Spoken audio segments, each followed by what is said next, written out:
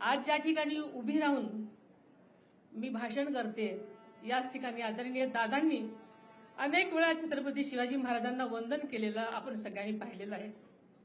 स्वराज्याचा संदेश जनतेपर्यंत पोहोचवलेला आहे। या कार्यक्रमाचे संयोजक आणि आदरणीय दादा यांच्या मधला स्नेहाचा धागा अत्यंत अतूट आणि जिव्हाळ्याचा होता हे आपल्या सगळ्यांना माहिती आहे। तोच स्नेह, तीच परंपरा आणि तो विचार आपण सर्वांनी मिळून यापुढेही तितक्याच ताकदीने आणि निष्ठेने जपायचा आहे।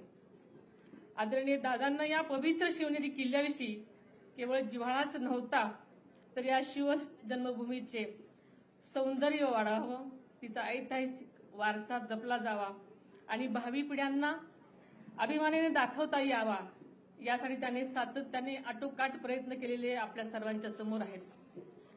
त्यांच्या पुढाकारातून शिवनेरी विकास आराखडा साकार झाल्याने या परिसराच्या सर्वांगीण विकासासाठी आवश्यक निधी उपलब्ध करून देण्यात आला।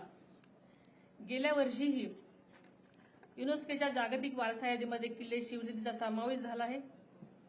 ही आपल्यासाठी सर्वांसाठीच अभिमानाची गोष्ट आहे। यापूर्वीच शिव जन्मभूमी शिवनेरीसह राज्यातील गडकोटांच्या जतन संवर्धनासाठी त्याचा निधीचीही तरतूद केलेली आहे।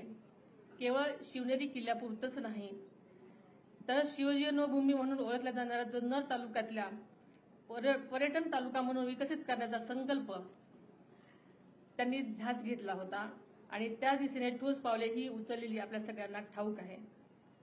गेल्या अर्थसंकल्पातही आदरणीय दादांनी आपल्या स्वाभिमानाचा आणि इतिहासाच्या अभिमानाचा जागर उंचवणारे काही ऐतिहासिक संकल्प जाहीर केलेले होते।